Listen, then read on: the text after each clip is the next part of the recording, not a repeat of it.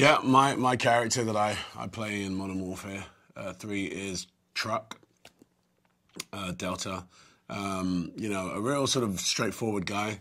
Out of the four-man team, I guess he's the most sort of like down the middle, technical, you know what I mean, a real sort of stand-up guy.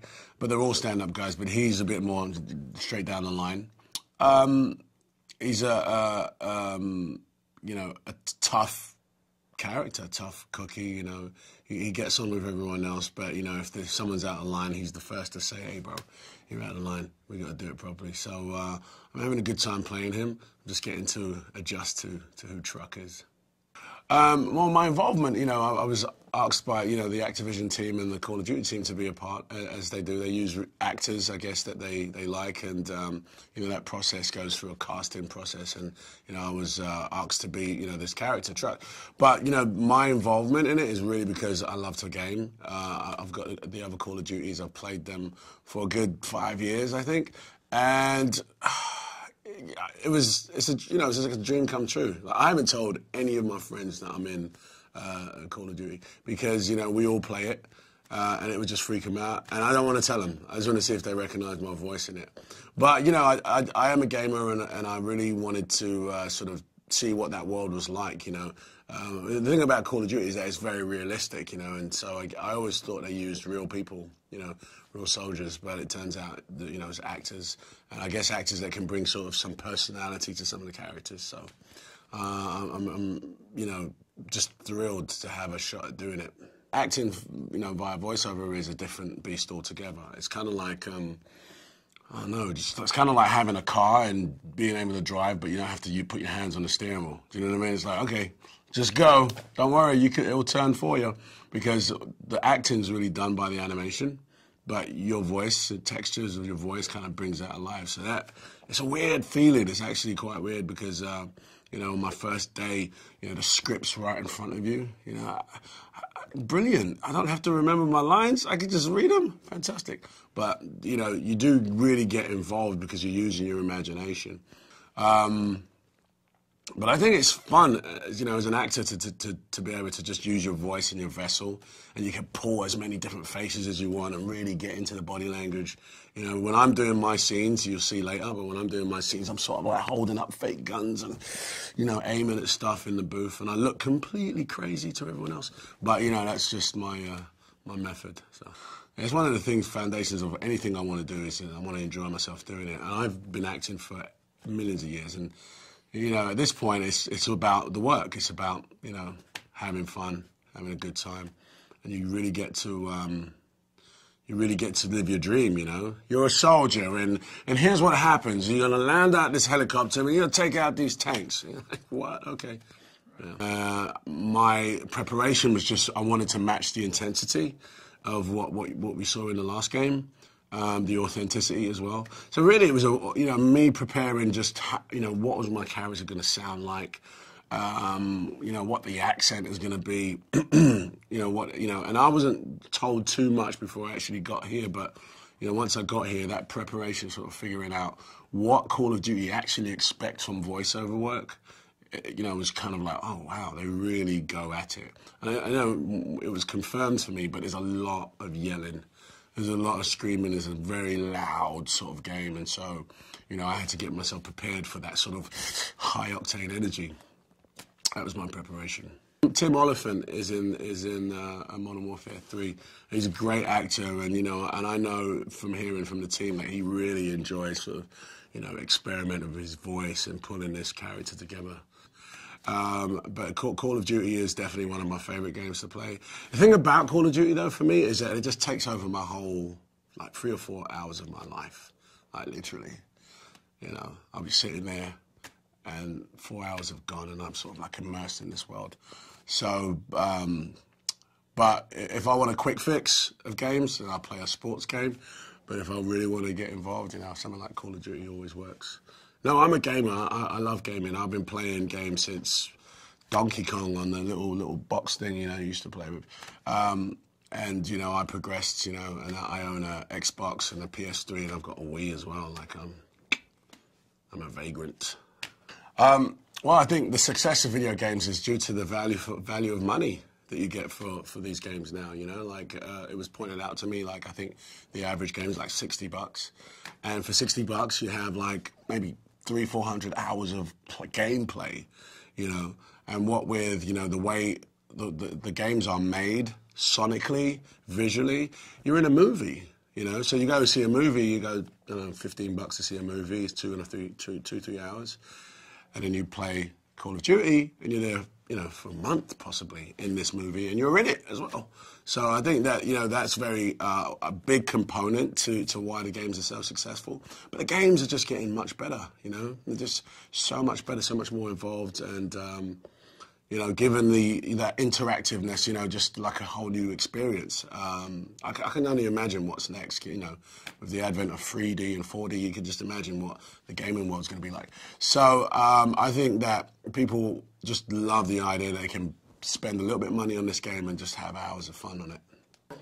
The Call of Duty endowment, I think, is a phenomenal idea, and hats off to the guys that put that together. Because, you know, as an actor, you know, I get letters from vets and, you know, soldiers out there, you know, who, you know, they tell you things about their lives, and they're going home and what's going on. And a lot of the common cases is I'm going back, I might be coming back, and I don't know what I'm going to do when I get back, and so on and so forth. And, like, you know, I think that Call of Duty, that's a huge success, has, you know, just a great heart to be able to help some veterans that come back home, you know.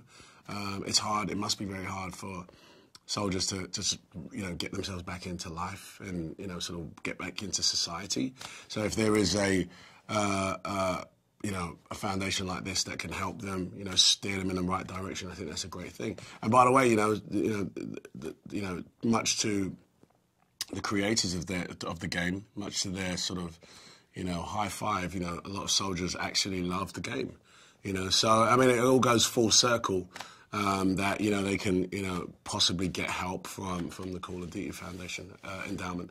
So I think, you know, as an actor that's a part of the team now, I think I'm proud of it. And, you know, I wish it a lot of success. T90's on the road! T90's on the road! They're gone. They're gone. Got some casualties here. It's Onyx team. Raj. Overlord, this is Metal 02. I need an evac for 3 casualties. Coordinates follow. 7 Romeo 851. Nice. Nice.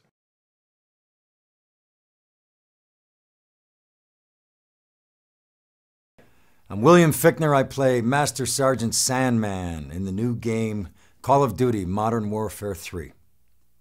With the video game, with this game, Call of Duty Modern Warfare 3, you know, each time we come into the studio, I see clips of the scenes that we're going to work on and different places where the game is taking you that day. I would put Call of Duty Modern Warfare 3 at a different place because I think the story is more grounded than other things I've worked on. I feel like it's the characters, or, you know, some of the characters were in previous games. They have a history. As soon as you start adding levels of history, then, you know, you're creating your own world, and it really has its own world. But I'll tell you, before I started shooting this 2 weeks ago, before we started recording, I had lunch with a good friend of mine, a big auto race buddy of mine. We go to see a lot of races together. And he said, "So where are you going?" I said, I got to take off. I'm going to, you know, do the voice on this game. He said, "What's the game?" I told him, I said, "Call of Duty Modern Warfare 3. And I said, "Do you know it?" And he goes, "Do I know it?" "Yeah." And he started naming characters and was completely familiar with the first 2. I mean, really deeply. And said he couldn't wait for this one. You know, as soon as you see a clip of Call of Duty Modern Warfare 3, as soon as you see a clip of it, you see the intensity of what is happening. It's not just what's happening between men. You might be on a helicopter. You might be flying into a zone where all hell is breaking loose. And there are other people that are counting on you, and they're calling back to you. And there's so much happening that, yeah, there's a level of concentration to make sure that, you know, what you're saying is gonna be heard. And that sometimes requires a solid voice that can really cut through it all. Well, you know, the story is really comes out of so much of what happened before this, in the game before, in the Call of Duty Modern Warfare 2. So much happens in that game that really is the beginning of what is happening in this game. I'm much more concerned about what's happening in the moments and how do we make the moments true, because the folks that are putting this game together do this better than anybody. And, that's why Call of Duty Modern Warfare 3 is going to really, be unbelievable. Our good man Keith will be in that booth and he'll say to me, "You're running right now. You just stopped. You're out of breath. You got to take a moment. You got to settle down." It's things like that the physicality, it's little things like that make all the difference in the world. I mean, just imagine a guy running in a scene and the voice coming out and he's not running. I mean, you hear that.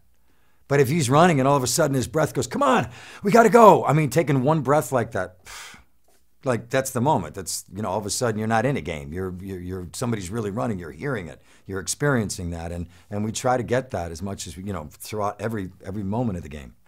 It seemed like it was the same for so many years, decades. Certainly when I began working in film. And it's different now in the last 10 years. Video games are part of our landscape. It's part of, how we work as artists and that. This in particular, like I say, has been it's been a great experience and something that I've really, really enjoyed working on. And, I love it. Call of Duty Modern Warfare 3. If it's that one, yeah, I'm in. Currently en route to objective ice pick. You got something higher priority? Roger, Overlord. We'll get it done. Granite team is going after the daughter. We're going to watch their backs. Bird is down. Bird is down. Just get us as close to the roof as you can. Go, go. Head for the roof. We need to get to the roof. Come on. Overlord, we have Russian tanks firing on Granite's position. Requesting fire mission. Route to objective ice pick. You got something higher priority?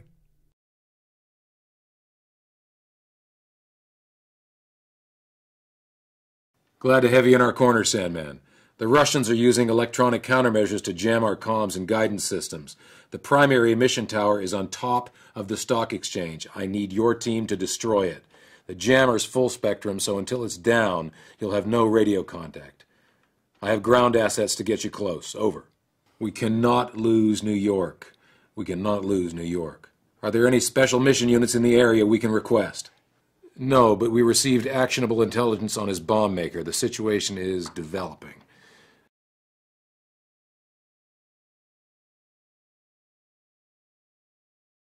So I play a character named Grinch, which is not his actual real name on the birth certificate. I went to high school with a guy named Grinch, and I think that might have been actually his real name. But this is a code name, because he's a Delta Force guy, so it means he's, the best of the best. He's part of a group of badasses that are going all over the world and kicking ass and taking names. And he's got a kind of a great attitude, kind of a cool sarcasm to him, and all in all, pretty fun for me to play. Well, the VO work and as opposed to the acting on a television show or movie set or something. It's still more or less the same. You're working with the director, you're working with a group of people, trying to help tell the story. The difference is it's very meticulous. You're going kind of line by line. Literally almost before every line, you're being given the circumstances, a lot because you're not in that world itself. You're in, you're needing to be told where you are, the level of intensity, the volume, the noises around you, because none of that's there for you to work off of. Then once you're given that, it kind of comes back to the same deal, The cool thing about when I first came in here, when talking to the guys about the world they were trying to create, was the truthfulness of the world, which was kind of great to see. So it was very refreshing to kind of see how much attention was being paid to try to get that real military sound, real just straightforward, and just trusting it. And I mean, I think the people who put these games together are so aware that the game itself is so visually stunning and intense and dramatic that they don't need to put so much on the performances. That was kind of cool. I am not that familiar with video games. I don't play a lot of video games. It's good news, bad news, really. Because when I do play them, it's not just where did the time go. It's what day is it? You know, it's they're so engrossing. Well, I mean, the first thing that's sort of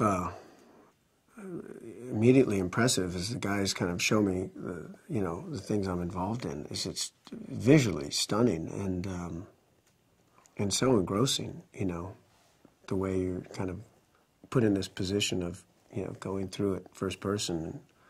The underwater, these images I saw of these, these guys underwater going through the Holland Tunnel? I don't know what you guys are, I mean, it was unbelievable. It's kind of fun being part of a video game.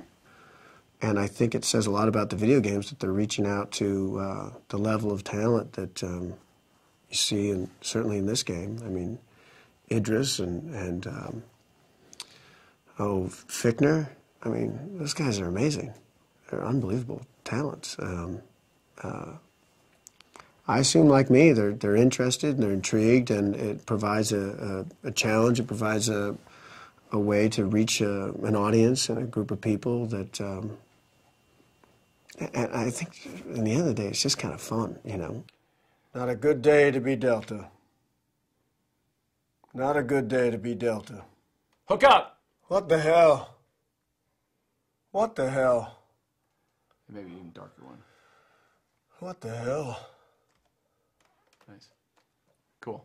I don't see anything moving down there. Hostiles on the roof! Good, maybe just tie one together. Hostiles on the roof! Awesome. Raj! All right, Claire, move! Moving! That's awesome. Contact, second floor! Yes. Berlin's getting ripped apart down there.